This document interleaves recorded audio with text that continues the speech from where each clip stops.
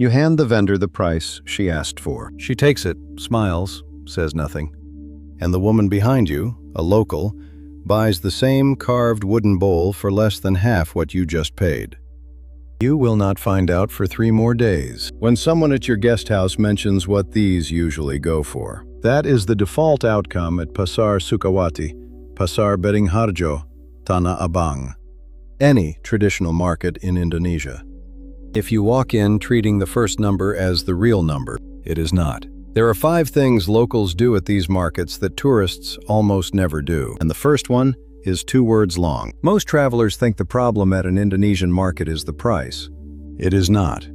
The problem is that they are playing a different game than the vendor is playing, and they do not know it. The vendor is not trying to cheat you. She is opening a conversation in the only way her market knows how to open one, and waiting to see whether you join in. The first number is the door. What you do next is whether you walk through it. The mental model most foreigners arrive with is the supermarket model. A price is on the thing. You pay the price, you leave. Bargaining feels rude or cheap or like you are accusing someone of lying. None of that is happening here. At Pasar Sukawati, Pasar Beringharjo, Tanah Abang, the first price is a greeting. It is the vendor saying, "Here is where I'd like to start." Locals know this. They smile, they push back, they meet somewhere in the middle, and everyone leaves happy. The exchange is the point as much as the sale is. So when a tourist accepts the first number with a polite nod, what the vendor hears is not "thank you." She hears, "This person did not want to talk to me." She takes the money. She is not going to chase you down the aisle to renegotiate. The fix is not getting tougher. The fix is learning the 5 small things locals do that you don't. 5 habits, in order. 1. Open with the greeting, not the price. Before you point at anything, before you ask how much, you say, "Selamat pagi" in the morning or "Selamat siang" in the middle of the day, "Good morning," "Good afternoon," and you add "bu" for an older woman, "ibu" or "mba" for a younger one, "pa" or "mas" for the men. That one beat, greeting, then title, tells the vendor you are not in a hurry and you are not above her. Prices soften from that sentence alone. Skip it, and you start the bargaining at the tourist tier, which on a carved wooden bowl can be 2 or 3 times what a local pays. 2. Ask the price with "Berapa harganya?" Berapa harganya? How much is this? Then, and this is the part travelers miss, do not react. No raised eyebrows, no laugh, no quick, "Okay." She is watching your face. Any sign of "I can afford that" anchors the negotiation right where she started it. Just hold the number for a beat, then come back with "Boleh kurang?" Boleh kurang? Can you make it cheaper? That is the door opening. You have now joined the conversation she was inviting you into. 3. Your first counteroffer is between 40 and 50% of what she said. Not 30, not 70, 40 to 50. She will push back, you will move up, she will move down, and you will land somewhere around 60 to 70% of her opening number. That is the fair zone. That is roughly what a local would pay. If you offer 90% right away to be polite, you have skipped the entire negotiation and signaled you do not know the game, and the price stays where she started it. 4. Carry small bills and only show what you mean to spend. Rupiahs come in big-looking numbers. A 50,000 rupiahs note is about $3. A 20,000 is around $1.20. Most stall vendors cannot break a 100,000 rupiahs note for a small purchase, and pulling one out at the end of a negotiation is the fastest way to lose the price you just agreed to. Before you walk into the market, break your big notes, a mini-mart, a cafe, anywhere, into 20s, 10s, 5s, and 2s. Then, when you are close to a deal, you can use the move locals use. "Saya hanya punya." "Saya hanya punya." I only have, and show the smaller amount in your hand.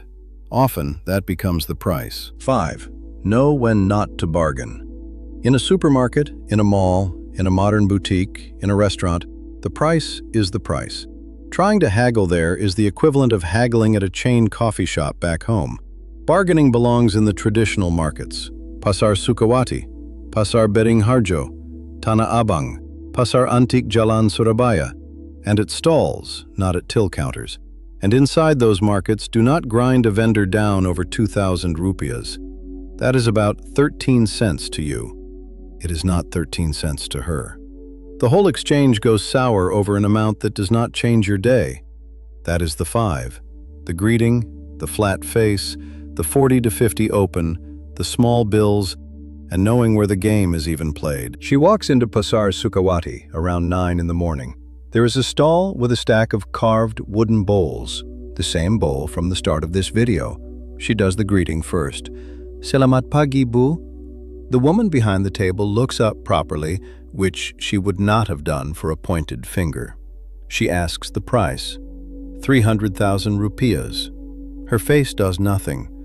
300 is high. She knows it is high because she walked past 2 other stalls with the same bowls on her way in. She holds the silence for a beat, then, "Boleh kurang?" The vendor smiles. They are now in the conversation. She offers 130,000. The vendor laughs, says 250. She comes up to 160. The vendor says 200. She pulls 2 notes from her pocket, 100 and a 50, already broken into the right size, and uses the "Saya hanya punya" move, 150,000. The vendor sighs the sigh that means yes. She hands the money with her right hand. "Terima kasih, Bu."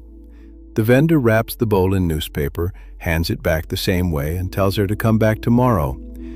She paid about half the opening number. That is the game, played correctly. One small thing worth knowing before you go in. The very first customer of the day, in a lot of Indonesian markets, gets a quietly better deal than anyone else. It is called penglaris, the idea that the first sale sets the luck for the rest of the day. So vendors would rather close it than haggle it down to the wire. If you can be at Pasar Beringharjo or Pasar Sukawati when the stalls are just opening, 5, 6 in the morning, you are bargaining with the wind at your back. 4 phrases, that is all you need. Berapa harganya? How much is this? Your opening question after the greeting. Boleh kurang? Can you make it cheaper? The door opening line from step 2. Saya hanya punya, I only have. The small bills move from step 4, said while showing what is in your hand. Terima kasih. Thank you, said at the end of every exchange, whether you bought anything or not. And 1 bonus for when you want a photo of a stall or a vendor. Boleh, photo. May I take a photo? Ask first. If the answer is no, you smile, you say thank you, you move on. Here is the version you screenshot. Greet first, then ask the price. Do not react to the first number. Open at 40 to 50%. Land around 60 to 70. Carry small bills, hide the big ones. Right hand for money, both hands is better. Don't bargain in shops with till counters. That is the whole video on one screen. You now know how to walk into Pasar Sukawati, or Beringharjo, or Tanah Abang, and pay something close to what the woman behind you in line is paying. And have a better time doing it, because you are in the conversation instead of next to it. Indonesian markets reward people who slow down for 30 seconds and meet the vendor where she is. They quietly overcharge everyone else. One thing that makes all of this land twice as well, knowing even a small amount of Bahasa Indonesia. You just heard how much weight a Selamat Pagi Bu carries before you have even asked a price. I made a separate video on the best ways to pick up enough Bahasa to handle moments like these, including a lazy method most travelers have never heard of. It is on the card popping up on the right of the screen now. Tap that.